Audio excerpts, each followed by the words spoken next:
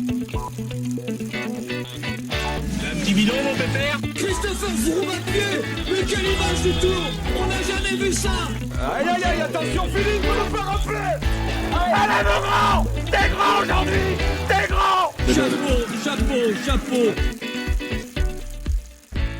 Bonjour à toutes et à tous et bienvenue dans Chasse Patate, le podcast du groupe Eto qui décrypte l'actualité cycliste.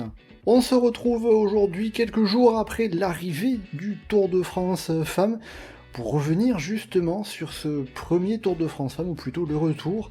Il y avait déjà eu une épreuve de course par étapes organisée par l'organisateur du Tour de France en juillet, il faut remonter dans les années 80, mais c'est vraiment la première fois depuis que l'organisateur du Tour de France organise également une course par étapes destinée aux femmes, et cette fois-ci le choix a été fait de se mettre à la suite du Tour de France masculin pour faire une continuité, une 4e semaine, qui a été, ma foi, fort agréable à suivre, avec donc la victoire d'Annemiek van Vleuten.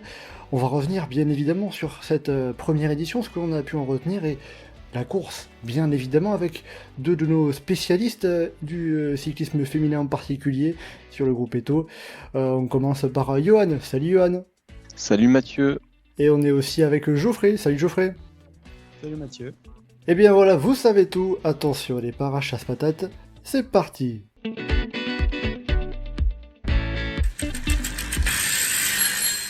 Alors déjà, pour commencer, question toute simple, je suppose que ce Tour de France féminin, ça vous a fait plaisir de voir ça, de suivre ça?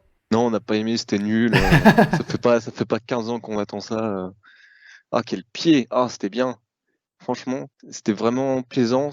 En termes de course, c'était une belle réussite. On a bien vibré. Il y a la prod du Tour de France appliquée sur une course féminine, c'est quand même très très agréable. Ça a de la gueule, ça rend bien. Après, il y a des choses qui plaisent forcément plus ou moins pas, mais par exemple, je sais que j'ai plus d'attachement à cette semaine-là que les 3 semaines du Tour de France qu'on a eu avant. Pas pour dire que la course a été mieux, c'est pas forcément le cas, mais ça m'a plus plu de manière générale. Toi Geoffrey, je suppose que tu es du même avis, hein. Ouais, surtout si en plus on a la comparaison avec la course by le Tour qu'on avait ces dernières années. Là, il n'y a pas photo en termes de qualité de course. Moi, d'un point de vue cycliste, en général, la fin du Tour, ça amène un décrescendo et j'ai ça en général sur la dernière semaine où parfois je commence presque à en avoir marre. Et là, j'ai pas du tout eu ça. Enfin, je l'ai eu un peu sur la fin du Tour, mais directement, ça nous a remis dedans. Et cette 4e semaine qu'on a là avec le Tour féminin, c'est vraiment mieux que si on avait eu la course en même temps que la course masculine, parce que la course féminine, de fait, aurait été médiatiquement complètement éclipsée par l'homologue masculine.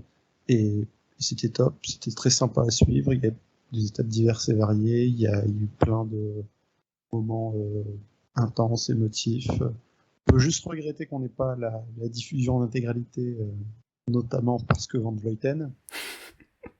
Oui, c'est vrai que sur l'étape de samedi, sur l'étape qui arrivait au Markstein, Van Vleuten a fait tous exploser avant qu'on ait la diffusion de télé. Donc on a raté cette partie-là. En tout cas, on n'a pas eu les images sur ce passage-là. Et oui, c'est comme sur le Tour des Flandres il y a quelques années où ça diffusait juste genre les 30 derniers kilomètres. C'est il y a une file toute seule en tête. Bah oui, la course était avant. Donc bon, c'est compliqué. Bon, en tout cas, dans l'ensemble, ce Tour Femmes, première édition sous cette formule, vraiment, on peut dire que ça a été une réussite. C'est une bonne première, et puis il y a quelques petites pistes d'amélioration, à mon avis, qui vont pouvoir être développées. Et quand Esso évoquait que pour que ce tour perdure, il faudrait qu'il soit rentable, je pense que ce qu'on a vu et les premiers retours qu'on a, ça donne de quoi être confiant pour une sorte de pérennité pour ce Tour de France pour les femmes. Johan, je te sentais un peu moins emballé par rapport à est-ce qu'on pourrait dire que c'était une réussite ce Tour Femmes? Oui, après, la course a complètement gagné sa légitimité, tant sur le plan sportif que médiatique, donc c'est une réussite de ce point de vue-là. Il y avait la question de ça va être quoi les audiences, ça va être quoi le public, ça va être quoi l'impact sur les gens. L'impact, c'est que les gens regardent. Oui, les audiences ont été excellentes. Hein. Les audiences sont excellentes, il y a du monde au bord des routes. Ça a fait ce qu'on voulait qu'un Tour de France féminin fasse, c'est-à-dire initier les gens au cyclisme féminin, du coup connaître de nouvelles des coureuses, connaître les équipes, les tactiques de course non féminin un petit peu, donc ça de ce point de vue-là c'est d'absolue réussite.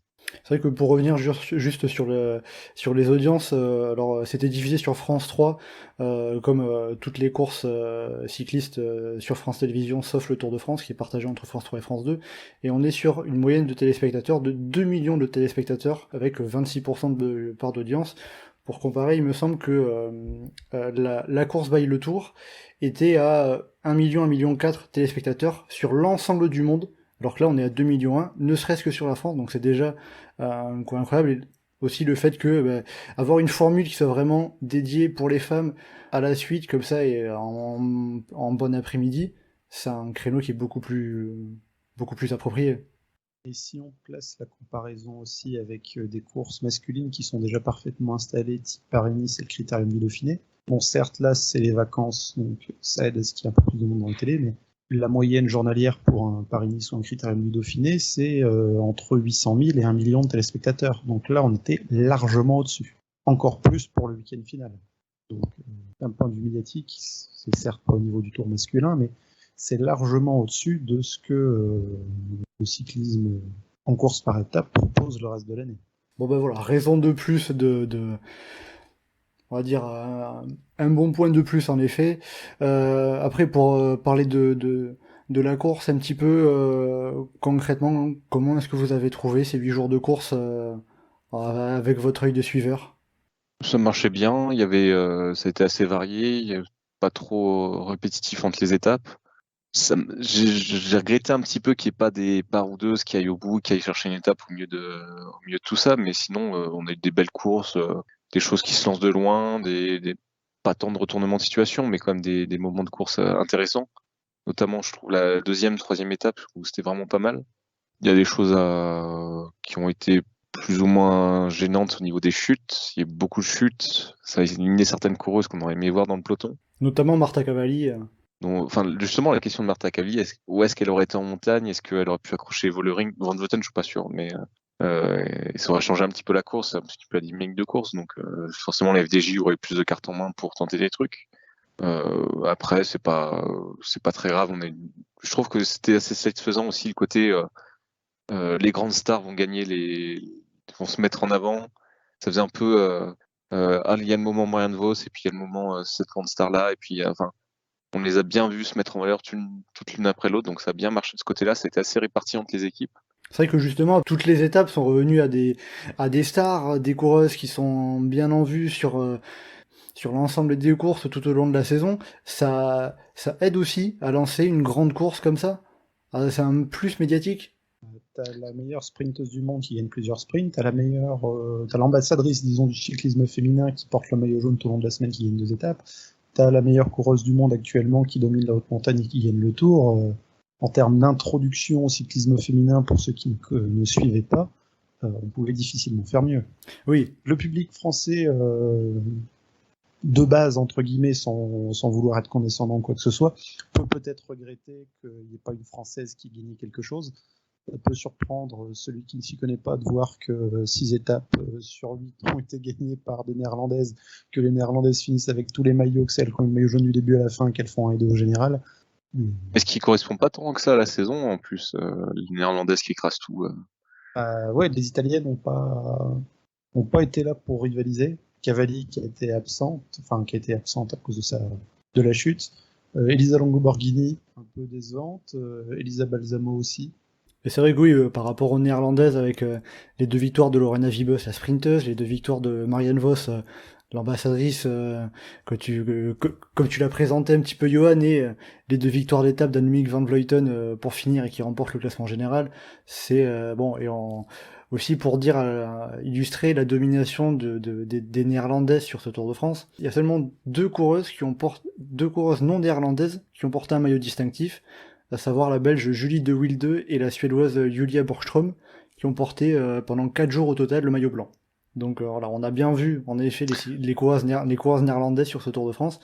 Après, c'est un moitié circonstance de course, parce que par exemple, c'est que les bordeuses néerlandaises ont été très costauds sur les premières étapes, mais après, au fur et à mesure de la semaine, elles ont un peu disparu quand il y avait bataille dans l'échappée, c'était plus tellement les Néerlandaises qui faisaient le truc. Après, elles ont continué à garder le maillot à poids, par exemple, sur leur capitale de départ. Mais je trouve pas que, enfin, sur la semaine, ça n'a pas été que les Néerlandaises. Après, la stat fait un peu que ça ressort beaucoup comme ça, mais je trouve que ça n'a pas été aussi écrasant que ça de la part des Néerlandais. On a déjà eu beaucoup pire de la part des Pays-Bas en termes de domination. Là, après, oui, forcément que ça truste un peu les maillots, ça truste un peu les victoires, mais c'est plus isolé qu'une domination très franche d'un pays, je trouve.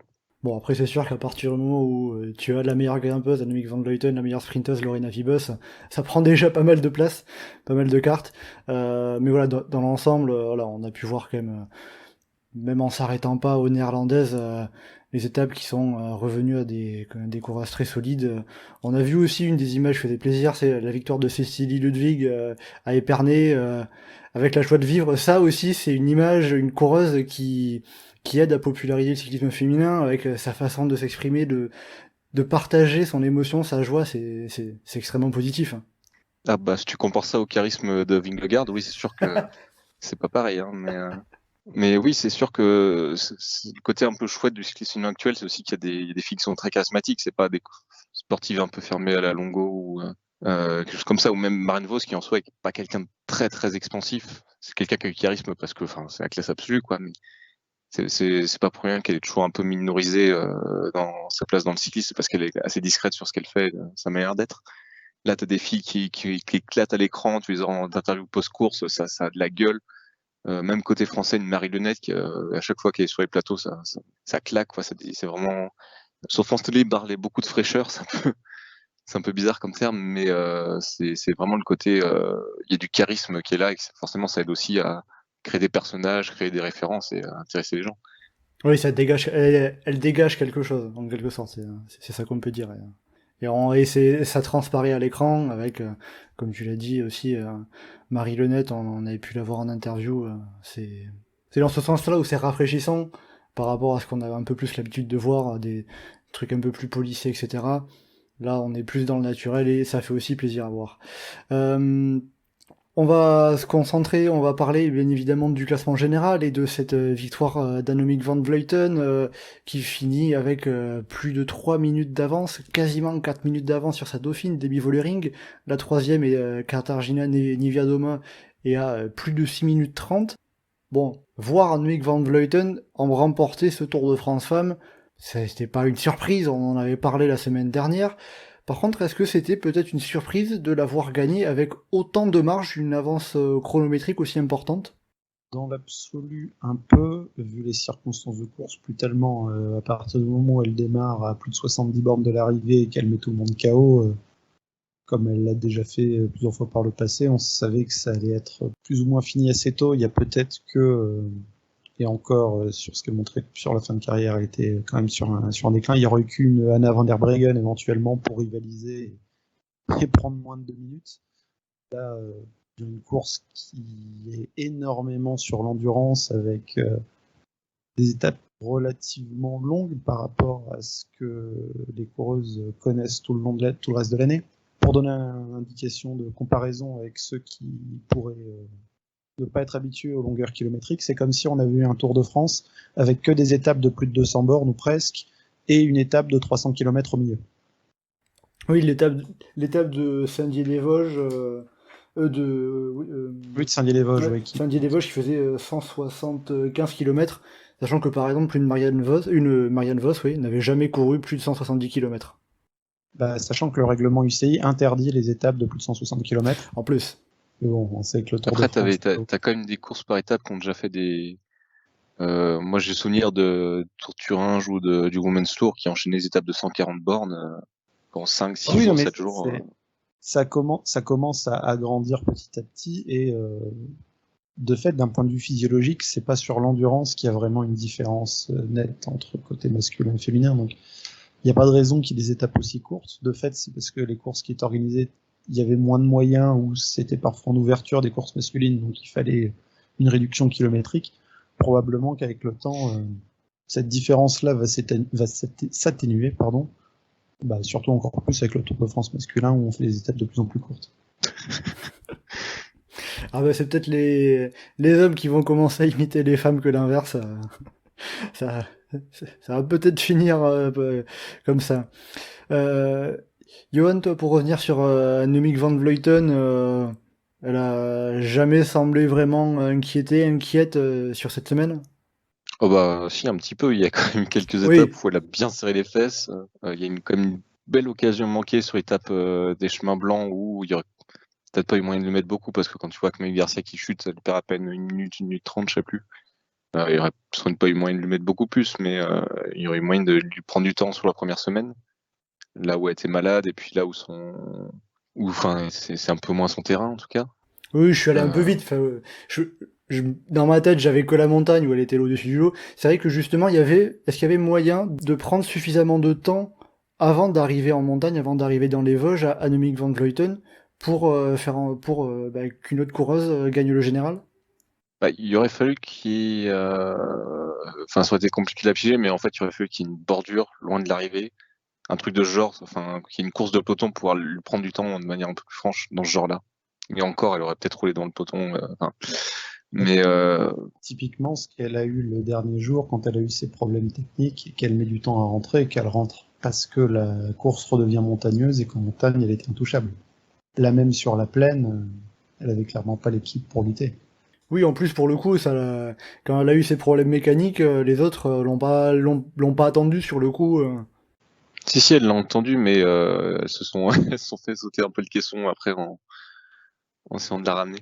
Ah non, je pensais à ses adversaires, hein. Ah, les adversaires, oui, bah oui, ils ont embrayé là. Mais c'est un peu, ils auraient dû embrayer plus tôt. Sur l'étape des chemins, il y avait un peu la même situation, ils ont pas embrayé, c'est un peu dommage, quoi. Donc que ça soit notamment sur l'étape des chemins blancs, mais euh, aussi par exemple alors l'étape de Provins, elle perd une quarantaine de secondes. Il y a eu un peu des occasions manquées pour les adversaires de Van Vleuten. Il y a eu un petit peu, après, pas tant non plus. Les gens ont beaucoup, par exemple, les gens ont beaucoup râlé sur le fait qu'à Épernay, c'est pas roulé pour lui remettre du temps, mais bon, elle aurait perdu 15 secondes de plus. C'est pas ça quoi, changer la course vu ce qui s'est passé le dernier week-end. De toute façon, après, ça aurait été dommage si jamais Van Vleuten n'avait pas été aussi, enfin, si elle avait gagné de genre 15, 20, 30 secondes. Oui, effectivement, clairement, il aurait pu avoir des regrets pour ses adversaires. Là, il n'y a pas de regret à avoir. Elle était 3 jambes au-dessus dans la montagne. De toute façon, il fallait réussir à la suivre. Personne n'a réussi à la suivre. Donc, à partir de là. Oui, en quelque sorte, sa supériorité en montagne faisait que, ne serait-ce que lui reprendre 1 minute, c'était déjà beaucoup avant la montagne. Là, il fallait en reprendre quasiment 4 pour celle qui a fini la plus proche. Donc c'était un petit peu compliqué. Et après, sinon, en montagne, comment tu l'as trouvé, toi, Johan, Annemiek van Vleuten? Bah, moi, je pensais pas qu'elle serait aussi forte. Parce que là, elle a rappelé ce qu'elle pouvait faire il y a quelques années, plutôt que ce qu'on avait vu ces derniers temps de sa part, où c'était quand même beaucoup plus proche de ses adversaires et où on aurait pu beaucoup plus envisager le fait qu'elle se fasse accrocher par les autres, notamment comme sur le dernier Tour d'Italie. Mais là, effectivement, on a retrouvé à son top niveau ce qu'elle savait faire de mieux. Donc, à partir de ce moment-là, oui, moi, je m'attendais pas forcément. Je pensais justement que ça allait être beaucoup plus proche. Donc, en soi, ça aurait été plus intéressant, enfin, qu'il soit un peu plus dense, forcément, mais après, du coup, elle a pu montrer sur la course la plus médiatisée, la course qui suit bien, son sommet en quelque sorte. Sachant que c'était plus serré au dernier Giro de ce que tu évoques, plus serré par rapport à Van Vleuten, c'est la deuxième qui est à 2 minutes, les suivantes qui sont à 6. Oui, mais après, c'est parce que ça craque. Enfin, il y a Longo Borghini qui perd énormément de temps sur l'étape de moyenne montagne où ça s'enterre, et t'as Maï Garcia qui explose complètement sur la fin de semaine. Là, en face, t'aurais eu Nivadoma, Longo Borghini qui était un peu plus solide. Le ring ne serait pas explosé de la même manière, donc c'est pour ça que le Giro, effectivement, elle s'est montrée moins écrasante dans certaines étapes de montagne, mais elle le gagne quand même avec 2 minutes d'avance sur Cavalli. Et peut-être que la perspective du Tour qu'il y avait dans la foulée a fait qu'elle était un peu plus dans une forme de gestion. Ouais, non, je sais, en le disant moi-même, je peux faire ces efforts. Bon, en tout cas, Annemiek van Vleuten, on va dire, il n'y a pas grand-chose à lui reprocher sur ce Tour de France, et même en effet avant, avec la victoire sur le Tour d'Italie féminin, qui est une course qu'il a depuis un petit peu plus longtemps, mais il faut quand même le préciser, une course qui n'est pas organisée par RCS, l'organisateur du Giro masculin. Celle qui finit deuxième, c'est donc Demi Vollering à 3 minutes 48. Un petit mot parce qu'elle a semblé un peu entre deux chaises, la dernière à chaque fois à tenir la roue de Van Vleuten, mais aussi elle avait une grosse marge derrière elle à chaque fois en montagne. C'est ça, au final, du coup, on l'a assez peu vu remarquer par rapport à ce qu'elle peut être capable, mais elle a su aller chercher cette deuxième place. Elle a résisté énormément plus que les autres vers le Markstein. Il n'y avait pas photo de toute façon face à Van Vleuten, donc cette stratégie plus passive presque lui permet d'avoir une deuxième place assurée et même le maillot à poids en étant placé devant dans quelques côtes écoles en cours d'étape. Voilà, ça fait la petite récompense bonus pour avoir réussi à suivre un petit peu plus longtemps Annemiek van Vleuten, ce maillot à poids qu'elle gagne pour 4 points devant la leader de la Movistar au final. Donc voilà, Demi Vollering. Johan, quelque chose à ajouter sur le bilan fait par Geoffrey? Pas grand-chose, sinon que elle a quand même semblé très émue d'avoir le maillot à poids. Et rien que pour ça, ça fait quand même vraiment plaisir que ce soit pas Van Vleuten qui l'ait eu et que ça a été plus réparti. Et ça montre aussi quand même, enfin mine de rien, la mythologie du Tour de France, même si c'était déçu en quelque sorte de pas avoir gagné le Tour, surtout qu'en plus on l'a vu attaquer dans la dernière étape quand même pour essayer de tenter des trucs. Ça fait plaisir de voir que c'est important quand même d'aller chercher un maillot à poids, de se battre pour un maillot à poids activement et de manière sincère, et pas de le récupérer de manière au dernier moment parce qu'on n'a pas fait exprès, comme sur une autre course. Oui, voilà, elle a fait les efforts au sommet de quelques montées. Quand elle est arrivée à suivre Van Vleuten, elle faisait le petit sprint au sommet pour prendre les points. Donc voilà, ça montre aussi un peu une preuve de plus que le Tour de France, il était attendu aussi par toutes ces coureuses, que c'est un événement dans une saison et déjà dans une carrière de pouvoir en faire un. Et maintenant, ça va devenir un événement dans une saison. Et donc voilà, Demi Vollering qui a remporté le maillot à poids. Annemiek van Vleuten n'a pas fait le doublé, comme a pu le faire Jonas Vingegaard chez les hommes. Ce qui était un petit peu plus serré par contre au niveau du classement général, c'était les places qui suivaient derrière Demi Vollering, à savoir le podium, le top 5. Là on a eu une lutte un peu plus serrée entre plusieurs coureuses, Nivia Doma, Labous, Persico, Longo Borghini, Ludwig. Ça a été une lutte intéressante. C'est resté assez ouvert tout au long de la semaine, ces places d'honneur, mais après le tracé en prenant la forme. On devait beaucoup espérer qu'il se passe peut-être plus de choses le dernier jour pour essayer d'aller titiller la place sur le podium de Cassia Livedoma, mais elle s'est montrée suffisamment solide pour l'avoir bien tranquillement, avec quasiment une minute d'avance sur Juliette Labous. Mais derrière, les places, ça se joue à assez peu au final, parce qu'il y a une trentaine de secondes entre chaque compétitrice. Il y a eu différentes performances plus ou moins offensives, quelques petites défaillances, des retournements de situation. Longo Borghini qui paraissait être la candidate naturelle à prendre la 3e place, qui finalement ne termine même pas dans le top 5. Une petite révélation, on peut dire, avec Silvia Persico, la confirmation des un poste de Juliette Labous qui va chercher une solide 4e place. Il y avait vraiment des choses aussi intéressantes à suivre en second rideau derrière le monstre Van Vleuten qui écrasait tout. Et au final, cette lutte, où est-ce que ça s'est décidé, sur quel point ça s'est clairement fait la hiérarchie? La pédale, non, parce que Nivia Doma était quand même très très forte tout au long de la semaine. En soi, elle aurait même pu avoir plus d'occasions de reprendre du temps à certains moments sur ses adversaires, parce que Epernay, si elle chute pas, peut-être qu'elle peut attaquer un peu plus, se détacher. Pareil sur l'étape des chemins blancs, à un moment, elle fait tout péter et puis elle concrétise pas derrière pour reprendre du temps sur d'autres coureuses. Donc ça aurait pu plus mal se passer pour elle, alors ça aurait pu mieux se passer pour elle et peut-être avoir un peu plus de marche sur les autres.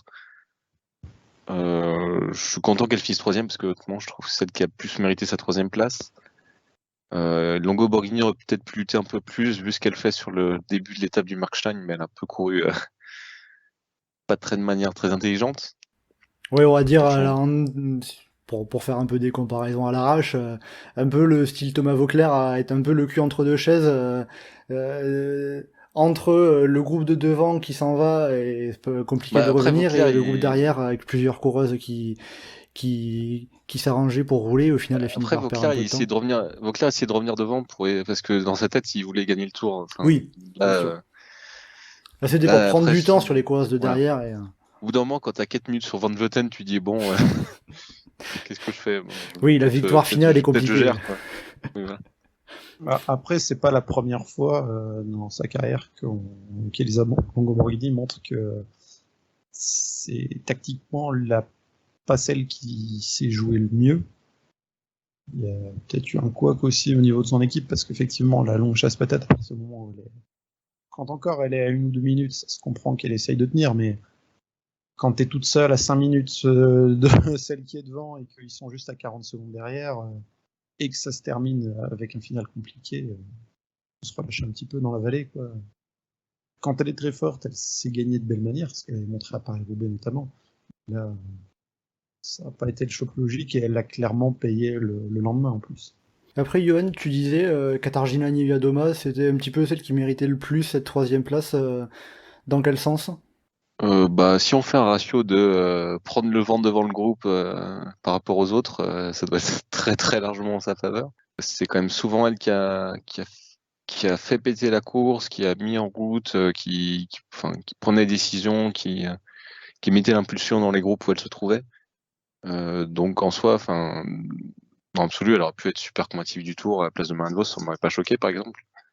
Et physiquement, je trouvais qu'elle avait largement la place sur le podium, et du coup sur l'altitude et sur le physique, je trouve que sa 3e place est assez méritée. Après, il y a pas tellement de filles qui m'auraient embêté sur le podium jusqu'à Cécile Trepludic. Je trouve qu'il y avait 4-5 filles qui étaient vraiment chouettes à suivre à ce niveau-là. Bon, au final, c'était un petit peu la... On a vite vu quand on arrivait dans les Vosges que Van Vleuten s'envolait, que Demi Vollering avait une marge aussi bien devant que derrière. C'était la lutte, la bagarre la plus intéressante à suivre, et donc ça a donné Katarzyna Niewiadoma 3e, Juliette Labous 4e, Persico 5, Longo Borghini 6 et Ludwig 7. À présent, je vous propose de revenir faire le bilan de ce Tour de France Femmes pour nos coureuses françaises. On en a 2 dans le top 10, hein, Juliette Labous 4e et Evita Music 8e. Mais dans le même temps, on n'a pas eu de victoire d'étape. Qu'est-ce que vous diriez du bilan de nos coureuses françaises? Est-ce que c'est un bon bilan? C'est un excellent bilan. Parce que autant Labous et Musique dans le top 5, top 10, c'était assez prévu, et forcément, ils ont 23 ans, c'est l'avenir, tout ça. Et puis Labous a gagné un Tour de France, blablabla.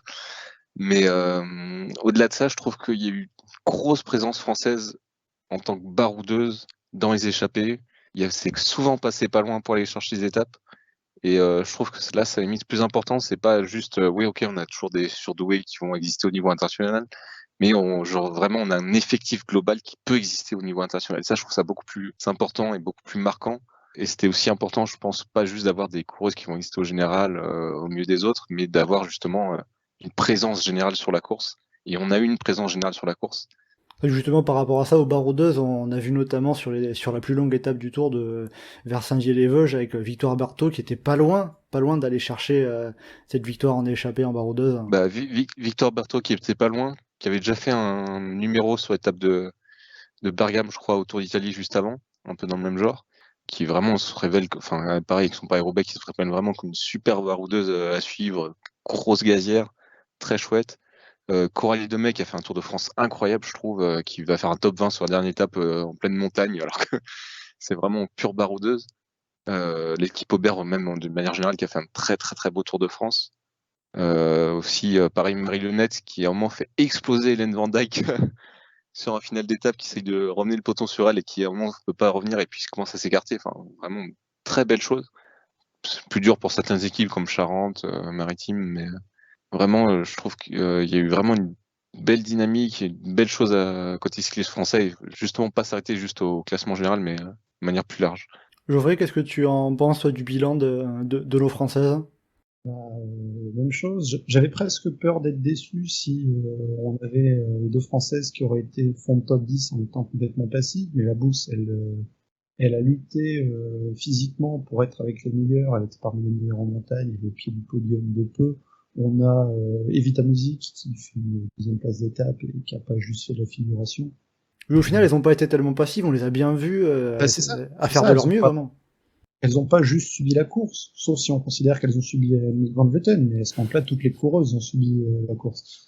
Donc il y a vraiment eu une présence.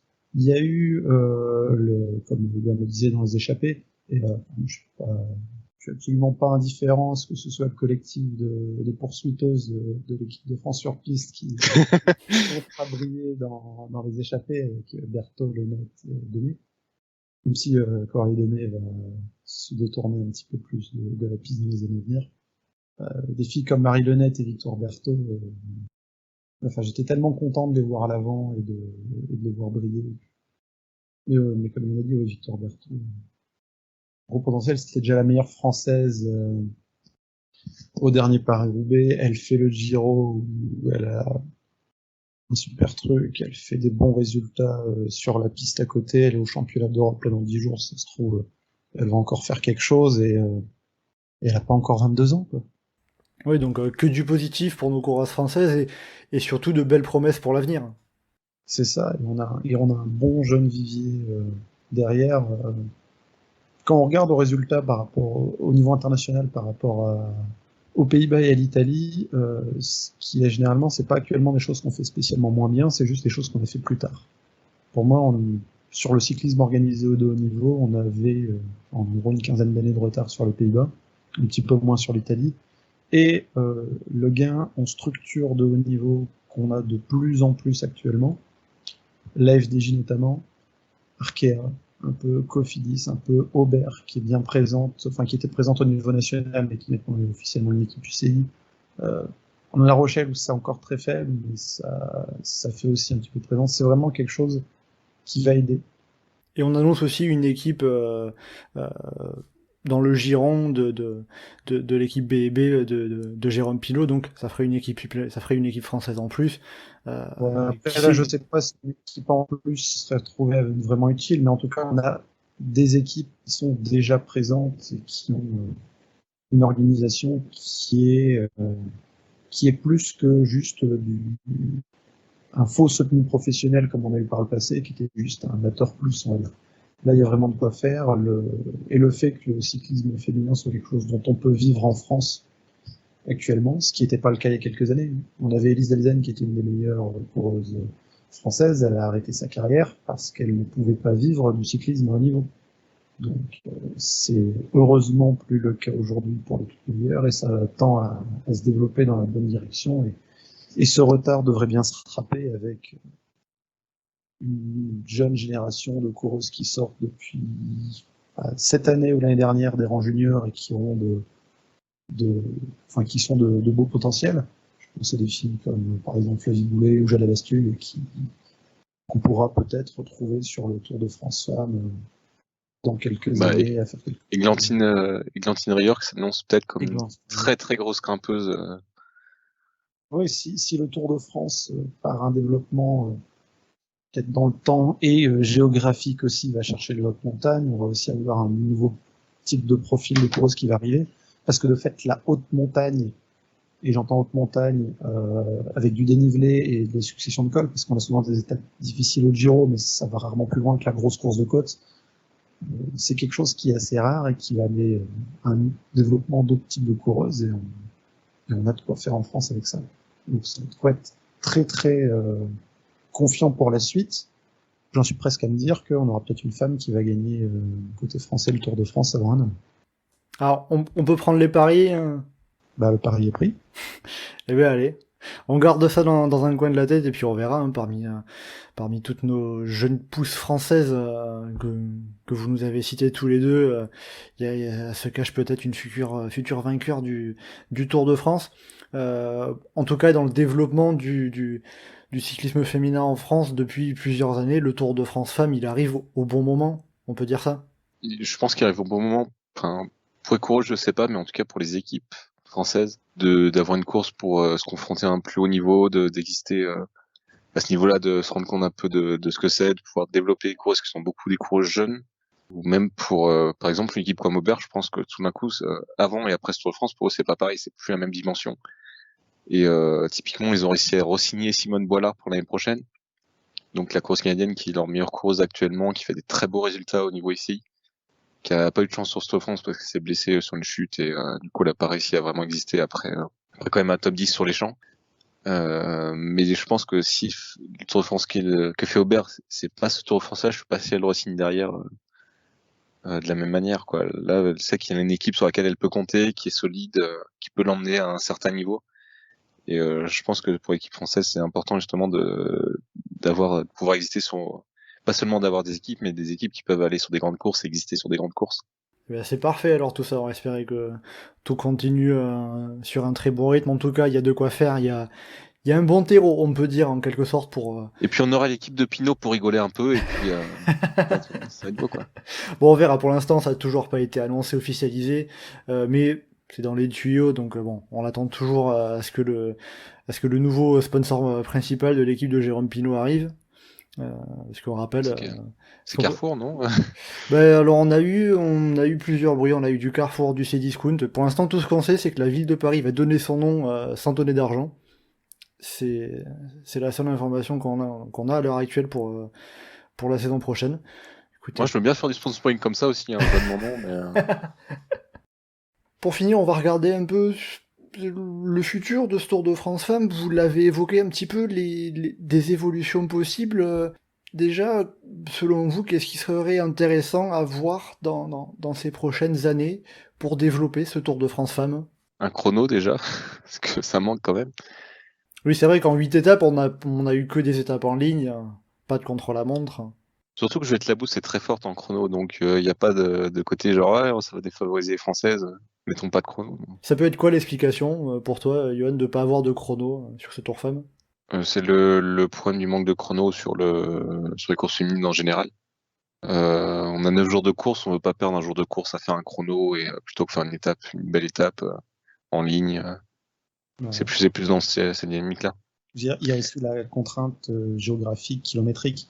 À partir du moment où tu fais une étape en circuit à Paris et que tu dois être dans les Vosges le vendredi, t'as 4 jours pour rejoindre l'île de France à l'est de la France en seulement 4 étapes. Tu rajoutes un contre-la-montre au milieu, tu te retrouves à devoir soit mettre un transfert énorme en cours de route, soit encore plus d'étapes qui ont une longueur qui respecte pas le règlement du CI parce qu'elles sont trop longues techniquement. Maintenant, du coup, qu'est-ce qui peut être un développement par la suite? Ça peut être quelques jours de course en plus. Maintenant, c'est compliqué à mettre en place. Le départ de Paris, c'était quelque chose pour cette année. Même si on n'a pas d'informations officielles sur le parcours, ça semble pas être quelque chose qui va tendre à se répéter. Donc, selon le format de l'étape du Tour de France du samedi par la suite, on pourrait imaginer le gain d'une journée éventuellement avec le Tour féminin qui commencerait le samedi. Un chrono pour l'un ou l'autre, ou les deux, et l'étape en ligne du Tour féminin avant l'étape de Paris qui commence de toute façon à 16h maintenant. Et ce qui permettrait aussi de partir ailleurs que Paris. C'est ça. Parce que le samedi, la veille de Paris, le Tour de France masculin n'est pas en Île-de-France. Donc, Et justement, et ça pourrait permettre d'avoir une sorte d'unité géographique. Typiquement, là, cette année, le contre-la-montre à Rocamadour, on regroupe un petit peu les départs d'étapes, qu'ils soient tous d'une minute en une minute, où on resserre un peu sur les derniers. Vu que les coureurs logés dans le sud, s'il faut, les derniers ils arrivaient à 18h et tu faisais l'étape féminine à Rocamadour avant, et puis t'as un tracé qui part de là pour arriver quelque part. C'est quelque chose qui peut être imaginé. Je pense que à l'horizon 2025, la possibilité d'une deuxième semaine, pourquoi pas. Pas avant, parce que l'année prochaine, à mon avis, on va repartir aussi sur une semaine, et en 2024 avec les Jeux, c'est pas possible de faire plus. Mais l'apparition d'une deuxième semaine à l'horizon 2025, qui pourrait faire un tour féminin entre 12 et 15 étapes.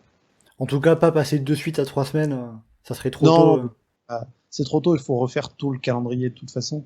Et il y a aussi, pour le grand public, un attachement progressif à faire.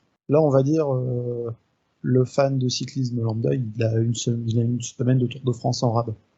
Une fois que le Tour de France féminin sera installé et que ce sera plus ou moins acquis, en tout cas ça semble prendre la direction que le Tour de France maintenant c'est 4 semaines, là on pourra passer peut-être à 4 semaines et demie ou à 5. Alors justement par rapport au parcours, les zones géographiques, des bruits qu'on a pour l'instant pour le Tour 2023, il serait plutôt dans le sud de la France, il finirait dans les Pyrénées, et il passerait au moins par Rodez, puisque le maire de Rodez l'a annoncé sur France Bleu. Donc, Ouais, donc 100% il y a une arrivée amende, hein, si ça passe par là. Ah, c'est possible, mais du coup, ça permettrait de voir autre chose, et pourquoi pas d'aller voir des cols pyrénéens. Au-delà de ça, il y a la folle rumeur, mais c'est l'objectif de Christian Prudhomme depuis qu'il est à la tête du Tour, de retrouver le Puy-de-Dôme sur le Tour de France. La date du 12 juillet 2024 sont presque toutes choisies pour ça. Donc, est-ce qu'il y aura un test qui va être fait sous le giron d'ASO? Et ce test, ça pourrait être une étape en 2023, peut-être sur le Dauphiné, peut-être sur le Tour féminin, on verra. Mais de la haute montagne, c'est quelque chose qui pourrait être amené, et tant que ça reste une semaine, de toute façon, il faudra varier les lieux, et quitte à... Je vois pas un Tour de France féminin se passer de la montagne, donc là c'était les Vosges, l'année prochaine ça peut être les Pyrénées, peut-être que c'est de la place, ce sera les Alpes. C'est sûr que de toute façon, si jamais le Tour de France Femmes part toujours de Paris, c'est compliqué d'aller forcément très loin en une semaine. Il devrait pas partir de Paris. Oui, non, bien sûr. Le départ de Paris, c'est quelque chose qui pourrait peut-être être sacralisé à terme si le Tour de France s'estime bien viable et qui passe à 2 semaines. Où il y aurait cette unité de lieu et ce passage de témoin, on va dire, comme on a eu cette année, de la course masculine et la course féminine, avec le circuit des Champs-Élysées. Mais sur une semaine, si on veut exploiter un maximum d'endroits sur le territoire français, on ne pourra pas repartir de Paris à chaque fois, clairement. En quelque sorte, pour vous, ce qui manque sur le point de vue course, c'est de la haute montagne, du chrono. Est-ce qu'un point aussi qui pourrait être intéressant, ça serait d'avoir plus de coureuses par équipe, parce que là, on était sur des équipes de 6 coureuses.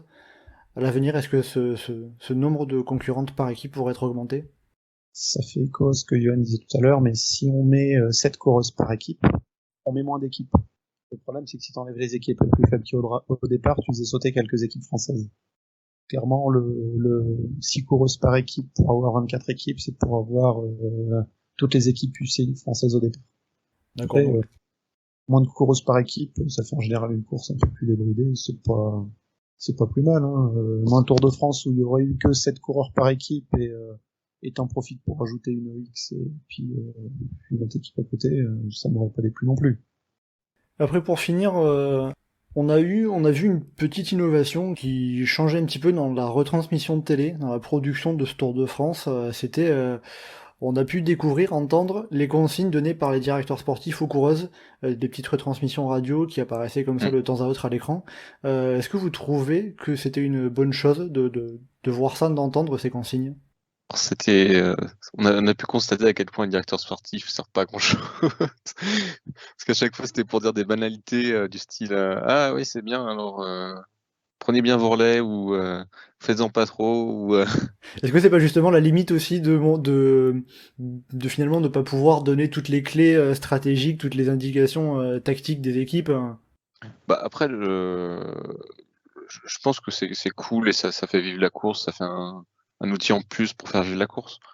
Je sais pas trop à quel point c'était sélectionné ou pas, ils sélectionnaient vraiment ce qu'ils allaient utiliser à la réalisation, mais je trouve que dans l'absolu, tu peux aussi te restreindre à faire un petit décalé et pas forcément sortir des infos trop importantes. De toute façon, les directeurs sportifs ont la télé dans leur voiture, donc tu vois plus de choses avec la télé que parce qu'un directeur sportif va dire quelque chose dans une radio. C'est pas dans un final de course où tout d'un coup tu peux arriver à une info super importante ou un coup tactique à faire. Et au pire, si vraiment t'es absolu, si on mettait des axes libres, tu peux toujours coder le truc et puis dire on lance le plan B, machin, à ce moment-là. Et ça faut pas forcément ce que c'est. Mmh. Je trouve que c'était bien, ça faisait partie justement des choses du côté, ça change un peu, la course est plus ouverte au public, un peu moins restreinte, un peu moins fermée. Justement, ça allait dans ce côté-là aussi. Donc c'était plutôt bien. Geoffrey, t'as trouvé ça intéressant dans l'ouverture un peu? Vu ce qui était dit, pas spécialement. J'ai l'impression que ça filtrait clairement sur ce qui était dit, parce que les informations qu'on a eues, ça faisait du remplissage télégénique de l'après-midi à des moments de course où il se passait rien. Parce que dans l'absolu, les moments les plus intéressants, c'est les moments où il y a de la course qui est animée, où les directeurs sportifs pourraient avoir des choses très utiles à dire, mais comme c'est les moments où la course serait animée, c'est les moments où on n'aurait pas besoin d'ajouter ces choses-là pour remplir et rajouter de la surinformation à l'écran. Donc c'est un peu gadget pour toi? Ouais, mais c'est un gadget au moins qui apporte quelque chose, parce qu'il y a parfois des incrustations numériques, je pense notamment à ce qu'on a sur le Giro, où ça balance des chiffres dans tous les sens sans que ça ait aucun intérêt. Oui, c'est vrai que les coups de tel coureur dans la red zone depuis 1% depuis le départ de l'étape. C'est ça. Tel coureur est à telle pulsation par minute, alors qu'il est capable d'arriver au temps. En vrai, t'es gentil, mais on est en 3e semaine, donc le gars, il saura pas monter à son maximum, quoi. Oui, non, voilà, ça avait déjà un peu plus d'intérêt, ce qu'on a pu voir avec les on avait radio. ça quand France Télé mettait les... Si on continue de rouler à ce rythme-là, alors l'échappée est repris à tel km/h. Oh là là, l'échappée avance à 30 km/h, mais le peloton est à 70. Ouais, mais le peloton est dans une descente. Tous ces machins-là, ça sert absolument à rien et c'est du remplissage pour faire du remplissage parce qu'on a un moment de course qui est plus ou moins plat. Au moins, là, on avait un ajout qui avait un petit intérêt. Maintenant, pour moi, c'est pas plus que du remplissage télégénique. Mais... Donc, ça peut être intéressant sympa, Donc ça peut être intéressant à voir sur les courses masculines ou ça va pas changer la face du monde. Non, ça va pas changer la face du monde. C'est clairement un petit plus pour le téléspectateur, mais sinon ça fait rien de plus. Si les directeurs sportifs voulaient savoir ce qui se passe dans les autres, c'est ce qui se faisait au début des années 2000, mais ça a été interdit depuis. C'est les directeurs sportifs qui pirataient les radios des autres directeurs sportifs pour savoir ce qui se disait. Donc bon. C'est un peu plus direct. Bah, c'est ça, mais ça apporte pas énormément. Mais un petit plus sympa pour remplir l'étape quand on est dans le schéma de course où voilà quoi, il y a l'échappée qui est devant, il y a le peloton qui est derrière et le rythme va pas changer encore pour la prochaine demi-heure, donc c'est toujours un petit truc qui est bien. Eh ben, très bien, parfait. Johan, Geoffrey, merci beaucoup à vous deux. On a fait le tour un petit peu de ce Tour de France femmes. Voilà, alors par rapport au dernier chasse-patate qu'on a fait, on est revenu à un format plus classique. On déborde plus sur les 2 heures, 3 heures, comme on pouvait le faire quand on était en live. Mais en tout cas, on a bien... Alors qu'on aurait pu. Allez, heureusement. On part pour un quiz maintenant. C'est toi qui vas gagner encore, zut. Mais bon, en tout cas, il y avait pas mal de choses à dire et comme tu l'as dit, Johan, on aurait encore plein de choses à dire parce que ce Tour de France a été extrêmement intéressant, extrêmement plaisant à suivre dans toute sa globalité. Et bien évidemment, on a hâte de pouvoir voir la 2e édition l'an prochain, de voir comment ça va se faire. Est-ce qu'on aura une Française sur le podium? On verra. Il y a plein de choses, plein de belles promesses à l'avenir, en tout cas avec ce Tour de France féminin. Voilà, pour le prochain podcast, en tout cas Chasse Patate, on devrait se retrouver pour notre part probablement avant la Vuelta. On vous tiendra au courant, bien évidemment. Johan, Geoffrey, merci beaucoup d'avoir été en ma compagnie pour ce podcast destiné au Tour de France Femmes, pour avoir apporté votre œil, votre décryptage, votre analyse sur cette course. Et donc d'ici la Vuelta, eh bien, pour le prochain podcast Chasse Patate, vous pouvez bien évidemment nous retrouver sur le site et le forum du groupe Eto, legroupeeto.fr, ainsi que sur nos différents réseaux sociaux, Twitter, Facebook et Instagram. N'hésitez pas à commenter, liker et partager ce podcast. Merci beaucoup et à bientôt dans Chasse Patate.